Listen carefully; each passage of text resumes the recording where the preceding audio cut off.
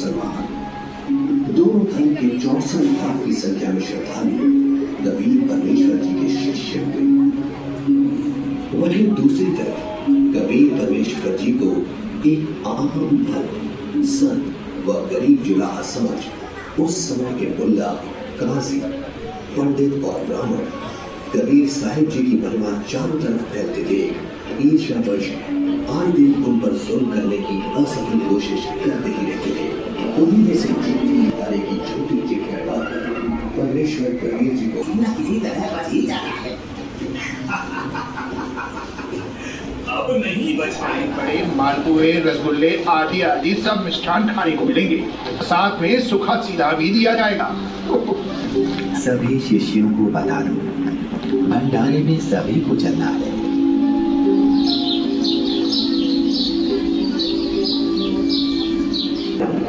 जिसके बाद सोने की दोहर और दोहर के लालच में पूरे देश से लाखों की संख्या में लोग काशी में निश्चित दिन से पहले वाली रात्रि को भी पहुंचने लगे और देखते ही देखते पूरी काशी नगरी भंडारे में आए।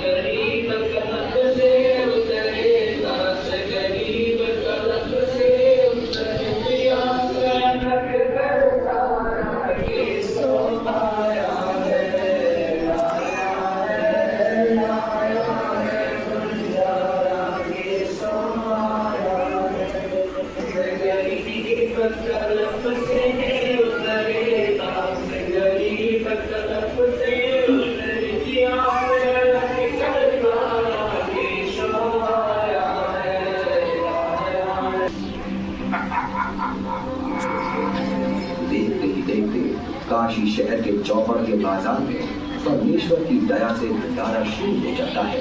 ऐसा स्वादिष्ट भोजन, वाह, जो खाता वो गाते नहीं थक रहा था। सब्जी पूरी नगर रोटी थी जो परमेश्वर कबीर जी का शिष्य था। अपने धार्मिक वीर शेख कबीर के साथ भंडारे में पहुंच जाता है। ये भंडारा कैसे चल रहा है? भंडारे में परमेश्वर कबीर साहब जी की जय जयकार सुनकर जहाँ शेख कबीर ने सोचा था कि कबीर अपनी झोपड़ी छोड़कर भाग गया होगा और लोग उसको गाली दे रहे थे, किंतु उसके वीर भंडारा चलते थे। शेख कबीर के तो धर्म बदल में आग लग गई। ये भक्तों, कबीर साहिब जी की हरकत है। कबीर साहिब जी का तो मालूम नहीं, किंतु उधर सफेद तंबू में एक व्यक्ति बैठा है, वही भंडारे की सारी व्यवस्था किए हुए है।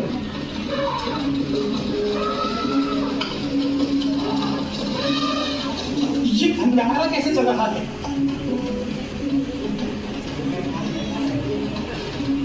कौन है आप और कबीर जी से क्या नाता है आपका? मैं एक बंजारा हूँ और कबीर जी मेरे अन्य व्याजी ना, और भंडारा चल रहा है। वहाँ लाख आदमी भोजन कर रहे हैं, इसे छोटा सा भंडारा कर रहा है। कबीर जी कहाँ है? वो क्यों नहीं आए? हे राजन, उनका दास जो बैठा है, उनको तकलीफ उठाने की क्या आवश्यकता है? आप भोजन ग्रहण कीजिए। नहीं नहीं, लगता है उन्होंने हमें यहाँ भी खोज लिया। भीड़ शायद घर पूछते पूछते यहाँ तक पहुँच गई। कोई बात नहीं, आप दरवाजा मत खोलिए। कुछ देर बाद अपने हम लोगों ने तो आज सभी हृदय पार कर दी। मेरे नाम से अपने परिवार को लेकर कहीं दूर चला जाऊंगा। आप मुझे नहीं बता सकते, आप ही अल्लाह अकबर हो। आपने देखो वहाँ क्या रंग लगा रखे हैं। एक बार दरवाजा खोल दो दादा, दास आपके दर्शन करना चाहता। हे परवरदिगार, भंडारे में सभी जगह आपकी जय जयकार हो रही है। हर कोई आपके दर्शन करना चाहता है। दया करो परवरदिगार, दया करो। राजा सिकंदर लोधी के आग्रह करने पर परमेश्वर कबीर जी जैसे ही भंडारे में चलने के लिए खड़े होते हैं, तभी उनके सर पर अपने आप ही हीरे पन्ने से जड़ा हुआ एक बहुत ही सुंदर मुकुट आ जाता है और कुटिया से बाहर निकलते ही उस परम पिता पर आसमान से फूलों की वर्षा होने लगती है। रविदास जी, आज ये सेवा मुझे दास को दे दीजिए, आप तो रोजाना करते हो।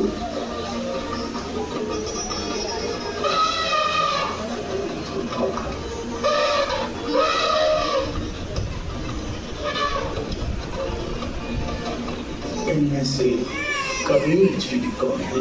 जिस पर बादशाह सिकंदर लोधी चमक कर रहे हैं, वही कबीर।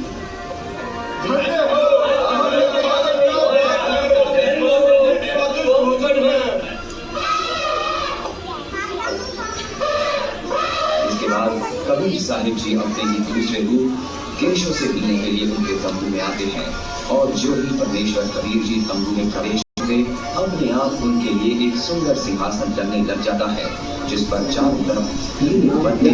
2 घंटे 3 घंटे रिपोर्ट कर दी, आत्मा तृप्त होगी और थक चुकी थी सब जगह के सब झूठे पाखंडी है, कोई संत नहीं कर सकता। संत है या भगवान है तो परमात्मा ही कबीर जी। आप कहने का भाव ये है परमात्मा। उसके बाद साधना किसी को बताती है तो बड़ा मतलब सीधे मुँह बात नहीं करते, तो बैठा दिया तो उसका नाश कर दिया है, तो इतने बड़े विद्वान की माता है, ब्राह्मणी है, तो ये में इज्जत है, तब तुमने कहाँ जा करके काम बिगाड़ दिया।